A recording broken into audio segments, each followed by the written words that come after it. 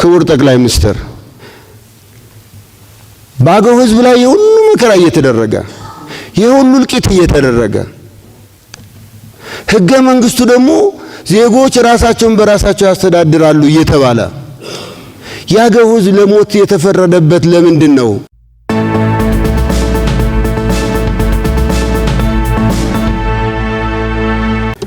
በሀገራችን ደረጃ ላይ አሁን የኑሮ ውድነት የሚባለው ነገር ጫፍ ደርሷል። ኑሮ ውድነትን እንዴት መቆጣጠር እንደሚቻል ግራ ገብቶናል። ለመንግስትም ግራ ገብቷል ወይ?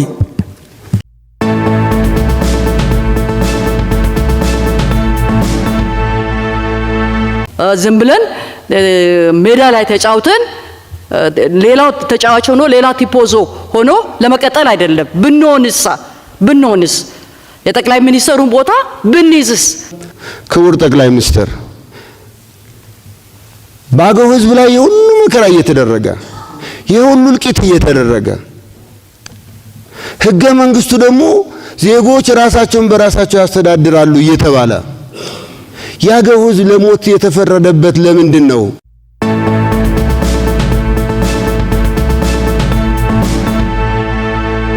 እንደ ፓርቲ ያሉንና ጥያቄዎችና አስተያየቶችን እንደሚከተለው አቀርባለሁ። በእኛ አረዳድ በአሁኑ ወቅት የሀገራችን ዋነኛው ተግዳሮት የዜጎች ሰላምና ደህንነት መከበር አለመቻሉ ነው ብለን እናምናለን። ለዚህም ማሳያዎቹ በተለያዩ ቦታዎች የሚደረጉ በትጥቅ የታገዙ አመጾች ምክንያት የዜጎች ህይወት እንደ ዘበት የሚቀጠፍበት፣ ዜጎች እየታገቱ በህይወት ዘመናቸው አይተውትም ሆነ ሰምተውት የማያውቁትን የገንዘብ መጠን ለማስለቂያ የሚጠየቁበት፣ ግለሰቦች የህዝብና የመንግስት ንብረት የሚዘረፍበትና የሚወድምበት እየተባባሰ የመጣ ቀውስ መጥቀስ ይቻላል። ይህንንም ተከትለው በተለይም በግብርና የሚተዳደረው ወገናችን ተረጋግቶ ማረስም ሆነ ምርቱን መሰብሰብ፣ ነጋዴውም ከቦታ ቦታ ተንቀሳቅሶ መነገድ ባለመቻሉ ለምርት ማሽቆልቆልና ለዋጋ ግሽበት አንዱ ምክንያት ሆኗል። በእኛ በኩል እንደ ፓርቲ በጉልበት ፖለቲካዊ ፍላጎትን ለማሳካት የሚደረጉ ማናቸውንም አይነት ፖለቲካዊ እንቅስቃሴዎች በተደጋጋሚ ከማወገዝ አልፈን ሀገር የመፍረስ አደጋ ላይ ወድቃለች ብለን ባሰብን ጊዜ ደግሞ ለሀገር በወገን መንግስትን ጨምሮ ከሚመለከታቸው ባለድርሻዎች ጋር በጋራ ለመስራት ግንባራችንን እንደማናጥፍ አስመስክረናል። ወደፊትም ከሀገርና ከህዝብ ጥቅም ጋር መቆማችንን ያለማወላወል እንቀጥልበታለን። በሀገራችን ኢትዮጵያ ለሚታየው የሰላም መደፍረስ ዋነኛው ምክንያት ፖለቲካችን ቋንቋንና ማንነትን መሰረት አድርገን ማዋቀራችን ነው ብለን እናምናለን። በተደጋጋሚ በመግለጫዎቻችን እንዳሳሰብነው የመንግስት ተቀዳሚ ተግባር የዜጎችን ሰላምና ደህንነት ማረጋገጥና የሀገሪቱን ሰላም አስተማማኝ ማድረግ እንደመሆኑ መንግስት የዜጎችን ሰላምና ደህንነት እንዲሁም የሀገርን ሰላም ለማረጋገጥ ቅድሚያ ሰጥቶ በከፍተኛ ትኩረት መስራት አለበት ብለን እናምናለን። ይሁን እንጂ በአንዳንድ አካባቢዎች ለሰላም መደፍረሱ ዋነኛ ተሳታፊዎች በመንግስት መዋቅር ውስጥ ተሰግስገው የሚገኙ ባለስልጣናትና ካድሬዎች መሆናቸውን ሀገር ያወቀው ፀሐይ የሞቀው ጉዳይ ነው። በየቦታው የአካባቢያቸውን ሰላም ከማረጋገጥ አንጻር በቸልተኝነትም ሆነ በአቅም ማነስ ምክንያት ያልቻሉ አመራሮች ላይ የእርምት እርምጃ ተጠያቂነትም ሲሰፍን አይታይም። ከዚህ አንጻር ምን አይነት ተጠያቂነትን የማስፈን እርምጃ ሊወሰድ ታስቧል? ልክ የልማት ስራዎቹ በተያዘላቸው እቅድና በጊዜያቸው መከናወን አለባቸው ተብሎ በጊዜ እንደሚገደቡት ሁሉ ሰላምና የዜጎች ደህንነትን ስለማረጋገጥ የተያዘ የጊዜ ሰሌዳ አለ ወይ? ለውጡንስ በምን ያህል ጊዜ ውስጥ እንጠብቅ? ሁለተኛው እንደ ሀገር ያሉብንን ዘርፈ ብዙ ውስብስብ ችግሮች ይፈታል ተብሎ የሚታመንበት ሀገራዊ ምክክር እንዲሳካ መንግስቶ የአንበሳውን ድርሻ ወስዶ የሚጠበቅበትን ለመተግበር ቁርጠኛ መሆኑን በተደጋጋሚ ተናግረዋል። ይሁን እንጂ በታችኛው መዋቅር የሚገኙ ሹማምንት በየደረጃው የሚደረገው ውይይት በብልጽግና ፓርቲ ተወካዮች አብላጫ ተሳትፎ እንዲካሄድ በተለያዩ የህብረተሰብ ክፍሎች ተሳትፎ ስም የፓርቲ አባላትን እየሰገሰጉ ይገኛሉ። ይህ አካሄድ በቀድሞ የኢህአዴግ መንግስት ወቅት ጀምሮ የነበረ እና ማንኛውም የህብረተሰብ ክፍሎች የሚመለከቱ ውይይቶች በሚደረግበት ወቅት በገዢው ፓርቲ ተጽዕኖ ውስጥ እንዲወድቁ ሲሰራበት የቆየ አካሄድ ነው። ይህ ለማንም የማይጠቅም ክፉ ልማድ አሁንም አልተቀየረም። መንግስት በሚጠራቸው ሰልፎች ስብሰባዎች፣ ውይይቶችና ማንኛውም ከመንግስት ጋር የሚደረጉ ህዝባዊ መስተጋብሮች በተጋባዥነት የሚጠሩት በፓርቲ የሴል አደረጃጀት የታቀፉ ምልምል ዜጎች ብቻ መሆኑ የተለመደ አሰራር ሆኗል። ይህ አካሄድ መንግስትን ከህብረተሰቡ የሚያራርቅ ከመሆኑም በላይ የመንግስትና የፓርቲን ስራን ለመለያየት አዳጋች የሚያደርግ ነው። አሁን ደግሞ ይህ ተመሳሳይ ስሁት አሰራር በሀገራዊ ምክክሩ ላይ ጥላውን አጥርቶበት ይገኛል። ሀገራዊ ምክክሩ ለሀገር ካለው ተስፋና ፋይዳ አንጻር ይሄን ተግዳሮት መፍትሄ እንዲበጅለት በአደራ ጭምር ማሳሰብ እንወዳለን። ሶስተኛው ክቡር ጠቅላይ ሚኒስትር ከዚህ በፊት በህዝብ ተወካዮች ምክር ቤት ባደረጉት ንግግር በሀገራችን ምንም እንኳን በአዋጅ መሬት የመንግስት ነው ቢባልም በተግባር ግን መሬት የካድሬና የደላላ መሆኑን በግልጽ የመሬት ባለቤትነትን በሚመለከት ቢያንስ የከተማ መሬቶችን በባለቤትነት ከመንግስት ይዞታነት ለማውጣት እየተሰራ እንደሆነ ተናግረው ነበር። በእኛ እምነት ይህ ሀሳብ መነሳቱ በራሱ ዘገየ ካልተባለ በስተቀር ተገቢና እጅግ ጠቃሚ መሆኑን ለማሳሰብ እንወዳለን። ለመሆኑ አሁን ላይ ይህ ሀሳብ ከምን ደርሷል? ክቡር ጠቅላይ ሚኒስትር ሀገራችን ኢትዮጵያ በአንድ አውራ ፓርቲ አመራር ውስጥ መሆን ለገዢው ፓርቲ ጊዜያዊ ምቾት ቢሰጠውም በፓርቲ ውስጥ የሚፈጠረው ችግር አገርን አደጋ ላይ የሚጥል አወቃቀር ስለሚሆን ከዚያ ይልቅ የመድበለ ፓርቲ ስርዓት አስፈላጊነት ለዘላቂ የሀገረ መንግስት ግንባታ እጅግ አስፈላጊ ነው። የሀሳብ ብዝሃነትን ሊያስተናግድበት የሚችልበትን እድል ይፈጥራል። ከዚያ አኳያ ፓርቲው የመንግስትን ሀብትና ንብረት እየተጠቀመ አባላትን በከፍተኛ ደረጃ በመመልመል በአሁኑ ወቅት የመራጩን ቁጥር ግማሽ ወይም 14 ሚሊዮን በላይ የሚሆን አባል እንዳለው በአደባባይ እየተነገረ ይገኛል። ይህ አካሄድ ተገቢ ነው ብለው ያምናሉ? የመድበለ ፓርቲ ስርዓት አስፈላጊ ነው ብሎ ፓርቲው ካሰበ የሚያምን ከሆነ ፓርቲዎች በእኩል የፖለቲካ ምህዳር እንዲወዳደሩ ምን ያክል ዝግጁ ናችሁ? ከላይ ከቀረበው አስተያየት ጋር በተያያዘ ፓርቲው ከዜጎች ከሚሰበሰብ ቀረጥ የመንግስት ሀብትና ንብረት ተጠቀመ ለብልጽግና ፓርቲ አባላት የፖለቲካ ስልጠና እንደሚሰጥ የአደባባይ ምስጢር ነው። ይህ ጉዳይ በማስረጃ አስደግፈን ለምርጫ ቦርድ እንዲሁም ለዋናው ኦዲተር መስሪያ ቤት ጥቆማ ብንሰጥም በዝምታ ማለፉስ በተቋሞች ገለልተኛነትና ተአማኒነት ላይ ጥያቄ ያስነሳም ብለው ያምናሉ? ፓርቲውስ ከፍተኛ ቁጥር አባላት አሉ እየተባለ በመንግስት ገንዘብ ያላግባብ መጠቀምን እንዴት ያዩታል? በዚህ አይነት ሁኔታንስ ሙስናን የሚጠየፍ የፓርቲ አባል ሊኖር እንዴት ይችላል? ክቡር ጠቅላይ ሚኒስትር አመሰግናለሁ።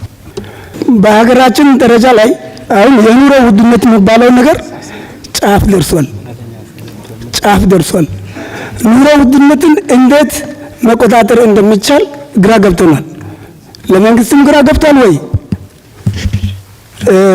በአካባቢ ያሉት ከቀበሌ ጀምሮ እስከ ፌደራል 5 እርከኖች ላይ ያሉ አውራ ፓርቲ የሚባሉ ተወካዮች ናቸው። ግን በሁሉም ስፍራ ላይ ያለው ተመሳሳይ ነው፣ ጩኸት ነው ያለው። የሚያረጋጋ የለም፣ የሚያባብስ ነው። እና በዚህ ለመንግስት እርምጃ ለመውሰድ ያለው እቅዱ ምንድን ነው? ሌላው የማዳበሪያ ግብአት አርሶ አደሩ በትክክል ያገኛል ወይ?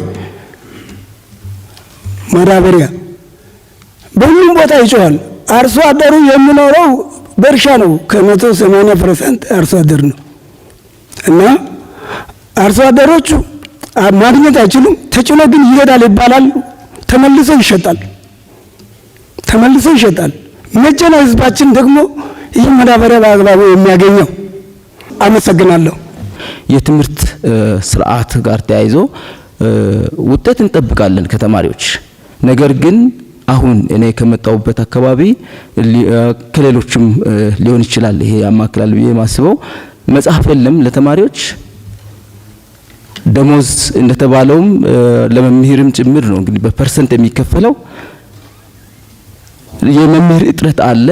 ያ እንዲታይ የሚል ነው። ከዛ ውጪ ሌላው ማንሳት የሚፈልገው ምንድነው ውጤት እንግዲህ እንዲሁ አይመጣም።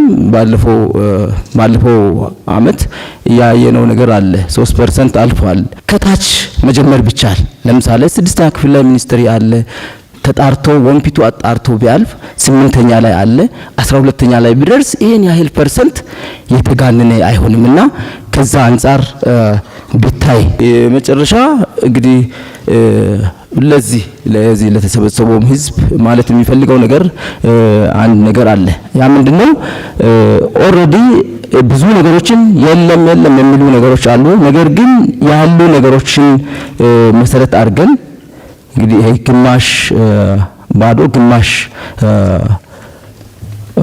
ውሃ ወይም የሆነ ነገር ያለበት ብለን ግማሹ ላይ ትኩረት ብናል ባለው ላይ ትኩረት አድርገን ያን እያመሰገንን ያን እያደነቅን በሌለው ላይ ደግሞ ትኩረት እያደረግን ብንሄድ መልካም ነው የሚል ሀሳብ አለኝ። አመሰግናለሁ።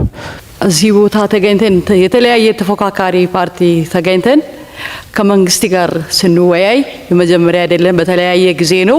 ይሄም የሚያመለክተው መንግስትንና የተፎካካሪ ፓርቲ ቅርበትን ነው የሚያሳየው።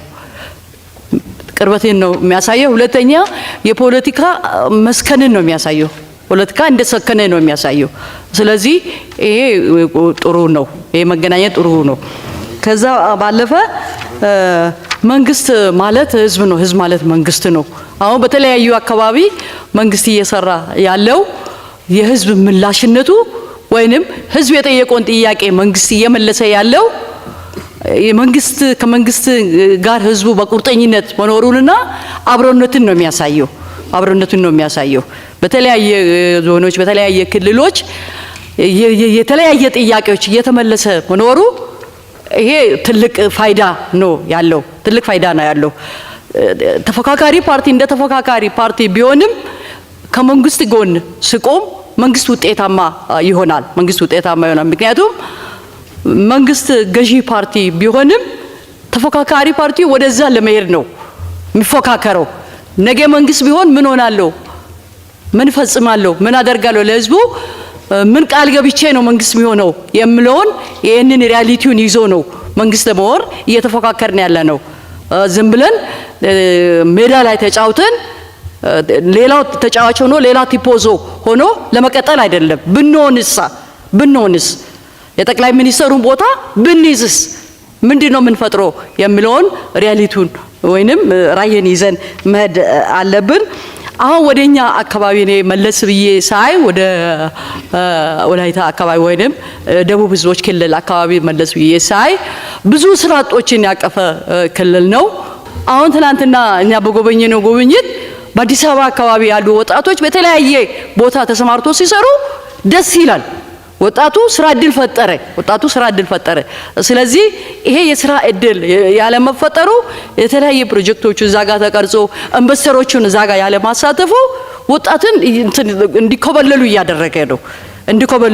እያደረገ ነው። ስለዚህ መንግስት ከሚመለከታቸው አካል ጋር ፕሮጀክት ተቀርጾ ኢንቨስተሮችን እዛ ጋር አሳትፎ የመስራት ፕሮባቢሊቲ ቢኖር ውጤታማ ይሆናል። ሌላው በመጨረሻ በትምህርት ጥራት ዙሪያ መንግስት እየወሰደ ያለው እርምጃ አመርቂና ጥሩ ሆኖ ሳለ የእርምጃ አወሳሰዱ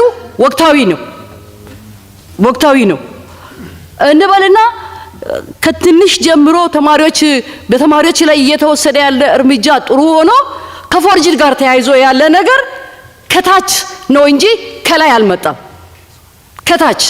ከታች ከወረዳ ኦር ከዞን ኦር ከክልል ነው እንጂ ከዚህ መፈተሽ አለበት። ደሞም ሰከነ፣ ወቅታዊ የሆነ እየሰከነ መጣ። ስለዚህ ይሄንን መንግስት እንደ መንግስት በወስድ ጥሩ ነው። ጨርሻለሁ። በጣም አመሰግናለሁ። እንደ ጥያቄ የሚሆንብኝ ምንድነው ከፕሪቶሪያ ሰላም ስምምነት በኋላ ሌሎቹን ስምምነት አድርጎ የገቡ አሉ። በጋምቤላም በቤኒሻንጉልም ሌሎች ይኖራሉ።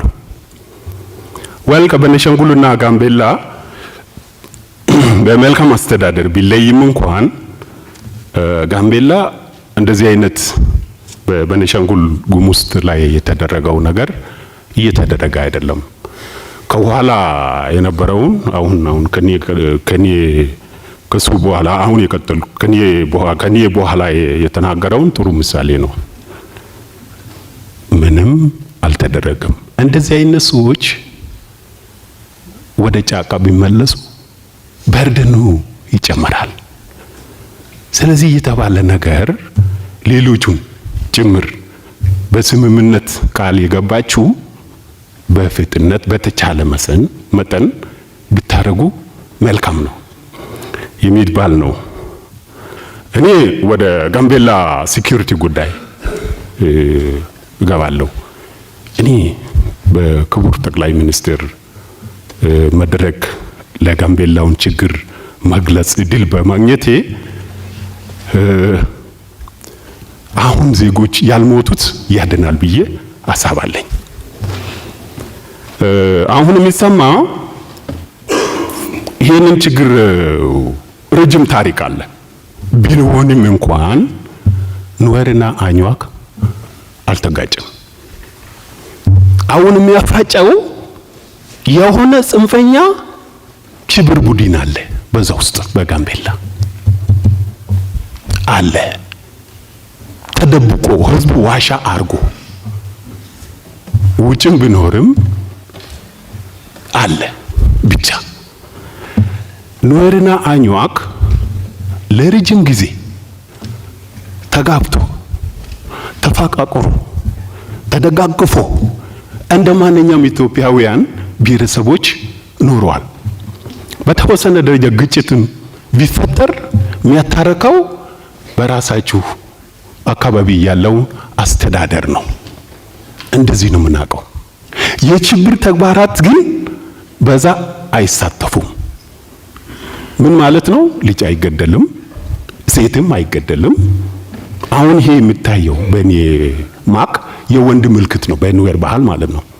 እንደዚህ አይነት ምልክት የሌለውን ትልቅ ቢሆን እንኳን አይገለም፣ ገና በሴትም በልጅም ይመደባል ብሎ ነው። አሁን ከመጋቢት ወር 2015 ጀምሮ እስከ ዛሬ ድረስ አሁን የተደረገው ተግባራት እጅግ በእውነት የጽንፈኛ የሽብር ቡድን ነው። እንደዚህ አይነት ሰዎች ለምንድን ነው እርምጃ የማይወሰድባቸው? ከብልጽግና ጋር አብሮ እንሰራለን የሚባል መመሪያ ወርደዋል። መቼም ተወዳድረን እናንተ አሸንፋችኋል፣ መንግስት ለመወቃቀር መብታችሁ ነው። ማንም ጥያቄም መቀረብም በህገ መንግስትን አግባብ አይኖርም። አይ ሀገር የጋራ እስከሆነ ድረስ ያንዳንድ ተፎካካሪ ፓርቲዎች ስጡ ተባለ። እዛ ጋምቤላ ሲሄድ በተሰጣችሁ ትዕዛዝ መሰረት አልሆነም። አንዱ ይደገፋል አንድ ፓርቲው፣ አንዱ ግን እንትን ይላል። ችግር አለ ጋምቤላ። እሱ ቢያዩት የተነሱ ጉዳዮች በሁለት ሶስት ቦታ ከፍሎ ማየት ይቻላል። አንዳንዶቹ ጉዳዮች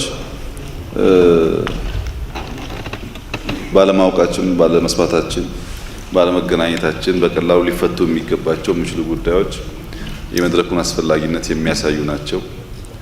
አንዳንድ ጉዳዮች የምርጫ ክርክር የሚመስሉ ጉዳዮች አሉ። አንዳንድ ጉዳዮች አክቲቪዝም የሚመስሉ ከዚህ ተወጥቶ ለፌስቡክ እንዲጠየቅኩ ለመባል የሚመስሉ ጉዳዮች አሉ። ብዙ ነው፣ ተደበላለቀ ነገር ነው ያለው። እኔ ግን ላገኛቸው የፈለኩት ከህዝቡ ጋር ስንወያይ በነበረው ሁኔታ ምናልባት በፖሊሲ በእቅድ በአሰራር እናንተ የምታስተውሏቸው እኛም ማናስተውላቸው ጉዳዮች ካሉ ይሄን ፖይንት ብታዩ ብታስተካክሉ ብታርሙ ብላችሁ የእናንተ ምሳሌ ኢንፍሉዌንስ ማድረግ እንዲችል መድረኩን ልትጠቀሙበት በማሰብ ነው። መጀመሪያው የፖለቲካ ግብ እንደ ፖለቲካል አኒማል ማወቅ የሚገባን የፖለቲካል ግብ ቢያንስ 3 ወሳኝ ጉዳዮችን በውስጡ የያዘ ነው። አንድ ሰው ፖለቲከኛ ነኝ፣ የፖለቲካ ፓርቲ አባል ነኝ፣ ስራዬ ሙያዬ የምሰራው ሙሉ ፖለቲካ ነው ሲል ሊያሟላቸው የሚገቡ ቢያንስ 3 ጉዳዮች አሉ። አንደኛው ፓወር ነው። በዲሞክራሲያዊ ስርዓት በምርጫ ተወዳድሮ ስልጣን መያዝ። ለምን ስልጣን ቢይዝ ይሄን ጉዳይ ሊሰራ ፈልጋለሁ ስለሚል ያ የሚያስበውን ሐሳብ ቅድም እንዳነሳችሁት የምታስቧቸው መልካም ሐሳቦች ወደ መሬት ለማስነካት ስልጣን ያስፈልጋቸዋል። ስልጣኑ ደግሞ የሚመጣው በምርጫ በዲሞክራሲያዊ መንገድ። አትሊስት ኢትዮጵያውን ባላት ሁኔታ ሰው ከምርጫ ውጭ ወደ ስልጣን መምጣት የለበትም የሚል ከሞላ ጎደል የተግባባንበት ሐሳቤ ስላለ ፓወር ያስፈልጋቸዋል። ለፓወር መስራት አለባቸው እና ያ እንዳታገኙ የሚከለክሉ አሰራሮች ደግሞ በጋራ እንደዚህ እያረቅን መሄድ አለብን። ሁለተኛው ፖሊሲ ነው። ስልጣን መያዝ እንኳን ባይቻል አንድ የፖለቲካ ሰው እሳቤው፣ አስተሳሰቡ በተለያዩ ጉዳዮች ላይ የፖሊሲ ኢንፍሉዌንስ መፍጠር ነው። በሚዲያ በሚናገረው ሊሆን ይችላል፣ በሚጽፈው ሊሆን ይችላል፣ በውይይት መድረኮች ሊሆን ይችላል። ፖሊሲዎችን ኢንፍሉዌንስ ማድረግ ነው። በእኛ ሁኔታ ቢያንስ ካሉን 20 ምናምን ካቢኔዎች 5 ሰው የብልጽግና ፓርቲ አባል አይደለም። 3ቱ የሚፎካከሩ ፓርቲዎች አባላት ናቸው። 2ቱ የማንም ፓርቲ አባል አይደሉም። ቢያንስ 5 ሰው በካቢኔ ውስጥ ያሉ የተፎካካሪ ፓርቲ አባላት በከፍተኛ ደረጃ የብልጽግናን ፖሊሲዎች ቻሌንጅ ያደርጋሉ። የካቢኔ መድረኮቻችን በቲቪ ስለማይታይ ሰዎች ምንም የማይቃወሙ የማይናገሩ ሊመስላቸው ይችላል። በከፍተኛ ደረጃ እያንዳንዱ አዋጅ፣ እያንዳንዱ ደንብ፣ እያንዳንዱ የፖሊሲ እርምጃ ከነሱ ፓርቲ እሳቤ ብቻ ሳይሆን ኢትዮጵያን ይጠቅማል በሚለው መንገድ በከፍተኛ ደረጃ ቻሌንጅ ያደርጋሉ። አንዳንዴ እናደምጣቸዋለን፣ አንዳንዴ ደግሞ አንቀበላቸውም። ግን አለ የፖሊሲ ኢንፍሉዌንስ አውድ መድረክ አላቸው። የተመረጠ መንግስት ያልተመረጠን ፓርቲ ሲያሳትፍ በኢትዮጵያ ታሪክ የመጀመሪያው ነን። እኛ አልነበረም። ይሄን ነገር እናስፋው ወይስ እናጥበው የሚለው ጉዳይ የሚወሰነው በማድረጋችን ባገኘነው ውጤት።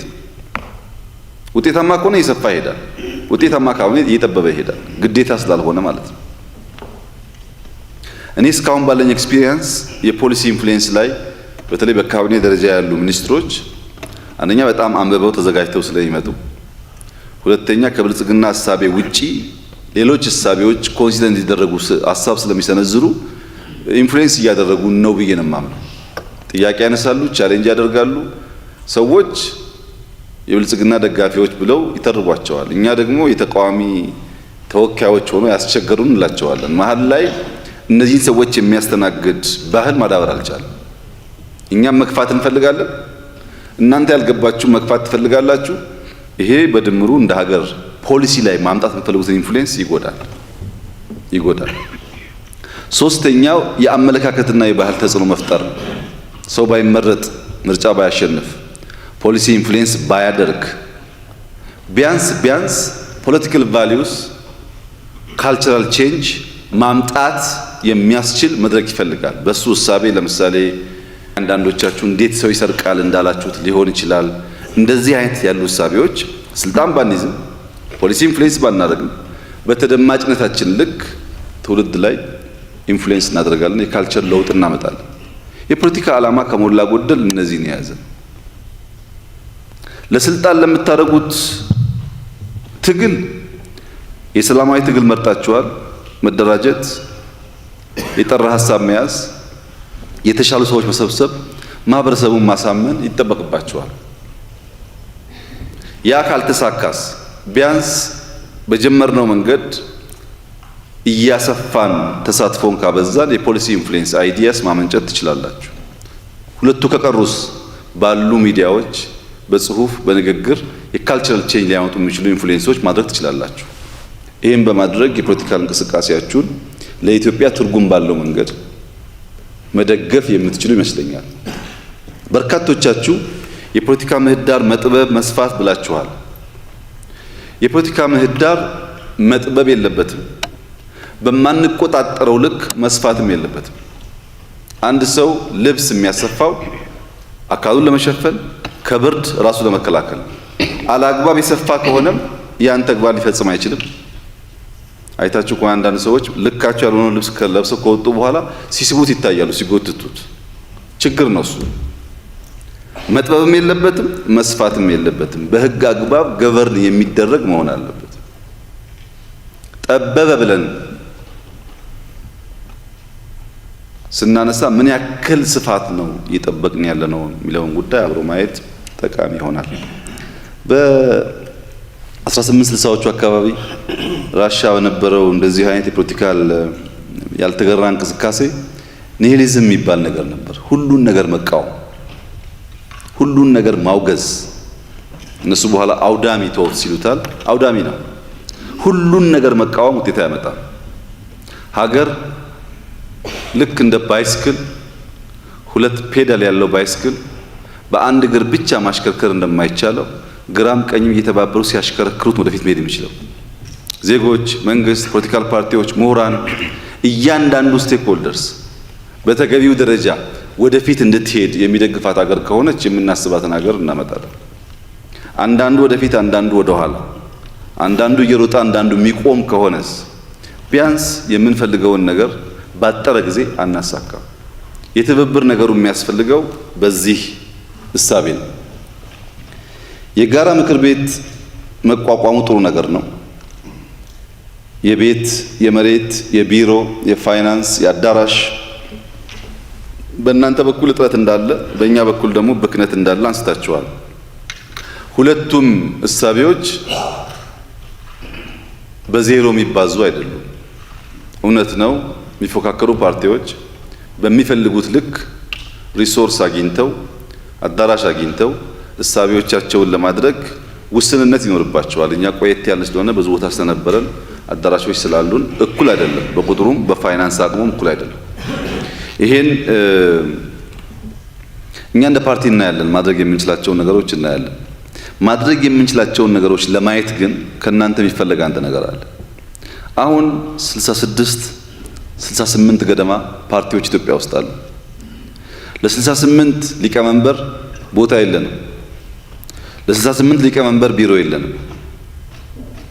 ግን ችግር እንኳን ቢኖር 2፣ 3፣ 4፣ 5 ፓርቲ ብትሆኑ ከብልጽግና ጋር 5 ወይ 6 ቢሆን ሳንቸገር፣ ለምሳሌ ዛሬ ውይይቱ 5 ፓርቲ ብትሆኑ ከእያንዳንዱ ፓርቲ 5 ሰው ቢሆን 20ውም ሰው 25ቱም ሰው መናገር ይችል ነበር ማለት ነው።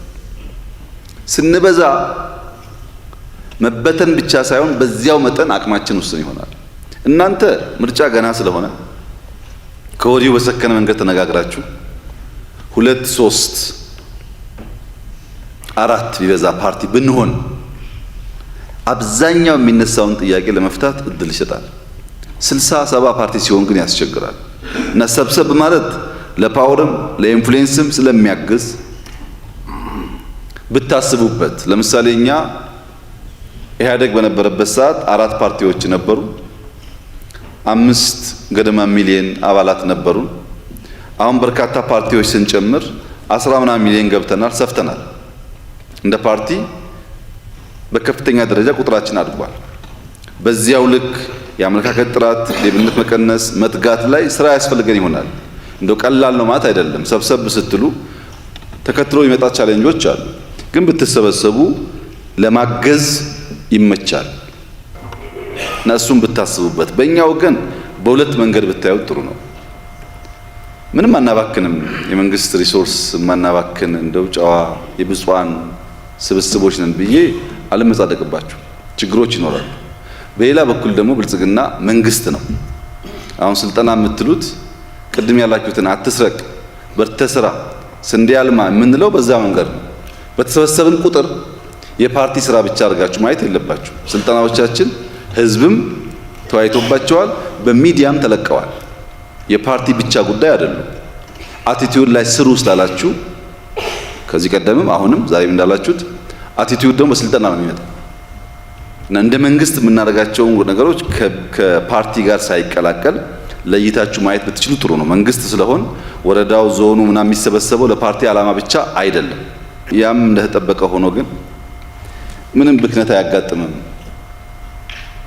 አንቀላቅልም፣ የፓርቲና መንግስት ጉዳይ ሳንቀላቅል ነው የምንሰራው ብሎ መናገር አስቸጋሪ ነው። መፈተሽ ያስፈልጋል፣ ማረም ያስፈልጋል፣ ተገቢ ስላልሆነ ይህንን ቦርደር እናንተ ባላንስ ማድረግ ብትችሉ ጥሩ ነው። በእኛ በኩል እንደ ግብአት ወስደን እንፈትሻለን። ብዙ ጊዜ የምንወያይበት አሁንም እንፈትሻለን።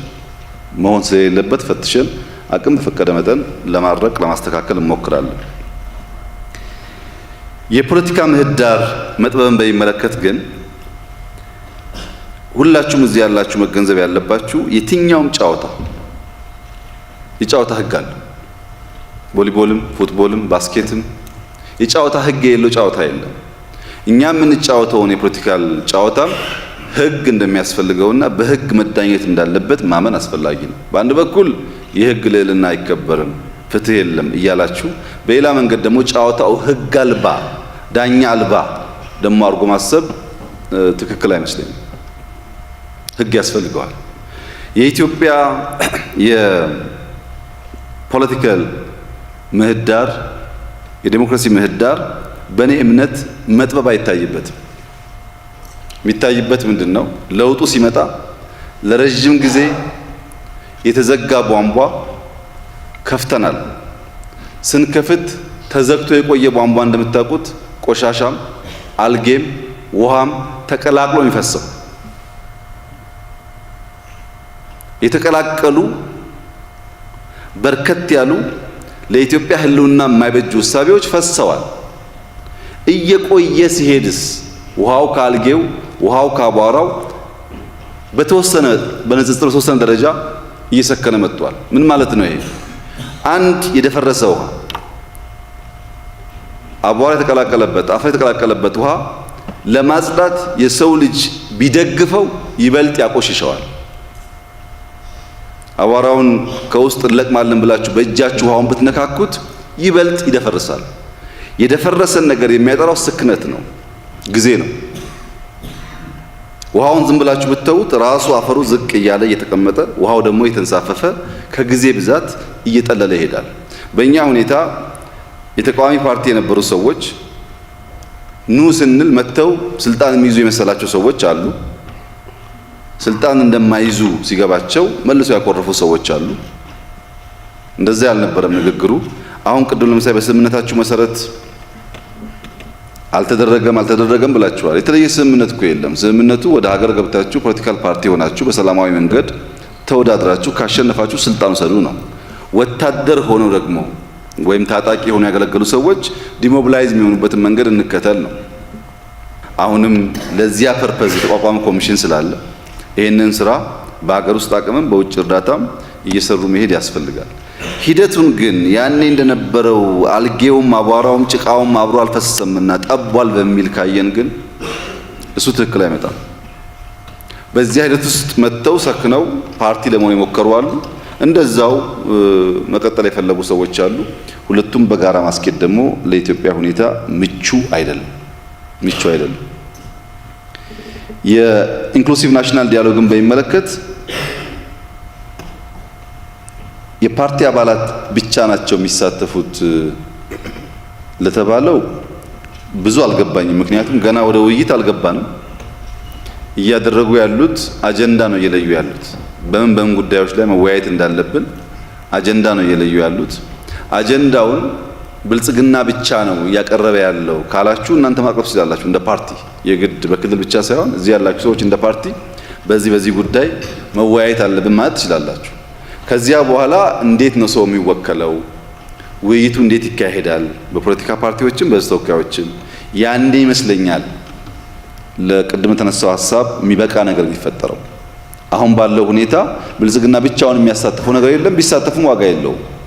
የእናንተ ሀሳብ ካልተደመጠ ካልተግባባን በቀር የኛ አቋም ብቻ የናሽናል ዲያሎግ ሀሳብ መሆን አይችልም። እንደዛማ ከሆነ በጣም በርካታ አፍሪካ ሀገራት እኮ ብዙ እንዳትቸገሩ፣ በዚህ በርከት ያሉ የአፍሪካ ሀገራት ስልጣን በማራዘም ማሳጠርና በአንዳንድ ጉዳዮች ህገ መንግስት ቀይረው አጽድቀው ስራ እየሰሩ እኮ ነው። እኛ ያንን መንገድ ያልመረጥንበት ዋናው ምክንያት ብዙ ጊዜ መንግስታት ህገ መንግስት ቀይረው ያውቃሉ። የመጣ ሁሉ እየቀደደ ከሚሄድ ገለልተኛ ተቋም ተቋቁሞ ህዝብ ተወያይቶ ከሞላ ጎደል የሚያግባባን ነገር ቢሆን ይሻላል በሚል እሳቤ በሙሉ ኮሚትመንት የገባንበት ጉዳይ ነው እና እናንተም ደግፉ፣ እኛም እንደግፍ፣ እናሳካው። እኔ የነበረው ክስ ማቀው ኢንክሉሲቭ ናሽናል ዲያሎግ አታገኙንም፣ አታናግሩንም የሚል ክስ ነበር። የመለስንላቸው ምላሽ ወደኛም ወደ ሌሎችም መቅረብ የለባችሁም፣ ገለልተኛ ኢንዲፔንደንት ሆናችሁ በእኩል አይን የምታዩ መሆን አለባችሁ የሚል ነበር ምላሻችን። ሰዎቹም ቀላል ሰዎች አይደሉም። ወደ አንዳንዱ የሚጠጋጉ አይመስለኝም። ግን ቀረብ ብለን ካገዝናቸው 100% ባይሳካል 90% 80% ከተሳካ የቀረው ደግሞ ወደፊት ትውልድ እየሰራበት ይሄዳልና ገለልተኛ ነው ወይ? ትራንዚሽናል ጀስቲሱ ጋር ተቀላቅሎ የተነሳው ጉዳይ ትራንዚሽናል ጀስቲስ ኢንስቲትዩሽናል የሚሰራ ስራ ነው። ኢንክሉሲቭ ናሽናል ዲያሎግ ኮሚሽን ተቋቁሟል። በሱ የሚሰራ ነው። ሁላችን የምንሳተፍበት ይሆናል። እኛም እንደ ፓርቲ እንደ ማንኛውም ፓርቲ ነው የምንሳተፈው። ተቃውሞ ሲባል ግን በተለይ ኢትዮጵያ ውስጥ የተቃውሞ ባህል እንደ ደረቅ አለት ከሆነ ስንገናኝ መወቃቀስ ብቻ ከሆነ ሐሳብ መደጋገፍ የማንችል ከሆነ ብንቃወም ባንቃወም ትርጉም የለውም። ተቃውሞ መሆን ያለበት እንደ ለም መሬት ነው። አንደኛው ካረሰው በላይ ሌላኛው በደቦ ሲያግዝ ይበልጥ ማልማት፣ ይበልጥ መዝራት፣ ይበልጥ ማጨድ የሚያስችል ነገር መፍጠር ነው። አሁን ለምሳሌ የጋምቤላው ወንድም ያነሱት አንዳንዱ ጉዳይ መፈተሽ ያለብን ነገር ነው። ባንገናኝ ዛሬ አልሰማውም። ጠቃሚ ግብዓት ነው ለኔ ማለት ነው። የኦፖዚሽን ፓርቲ አመራሮች ይሳተፉ ተብሎ ተወስኖ ሲያበቃ ሲሳተፉን በሰፈር ነው። አሁን ተከልክሏል ተሳትፎ ከተባለ ከኛ ፓርቲ ውሳኔ ውጭ ስለሆነ እንፈትሸዋለን፣ እናስተካክለዋለን። እንደዚህ ከሆነ ግብዓት ወስደን ሪስፖንስ ለምናደርግ የእናንተን መምጣት መገናኘት ፋይዳ ያለው ይሆናል። ዝም ብሎ ከሆነ ግን አንዳንዱ ጉዳይ በእኛ ደረጃ የማይታይ ጉዳይ ከሆነ ግን ለምሳሌ መሬት በሚመለከት ሁላችሁም እንደምታውቁት የፌዴራል መንግስት መሬት የለውም፣ መስጠትም መከልከልም አይችልም። መሬት የክልሎች ነው። አሁን መሬት የሚባል ጥያቄ እኔ ጋር ማንሳት ትርጉም የለውም። የለኝም፣ ስልጣኑ የለኝም መሬት ለመስጠትም መከልከል። በእኔ ስልጣን ልክ ወይም እንደ ፓርቲ ከሆነ በፓርቲያችን ማድረግ የሚገባንን ነገር፣ እንደ መንግስት ከሆነ እንደ መንግስት ማድረግ በሚገባን ጉዳዮች ላይ ብቻ ያተኮረ ቢሆን ፍሬያማ ይሆናል። ብዙ ጊዜ ያለው ችግር ምንድነው? እኛ በውስጣችን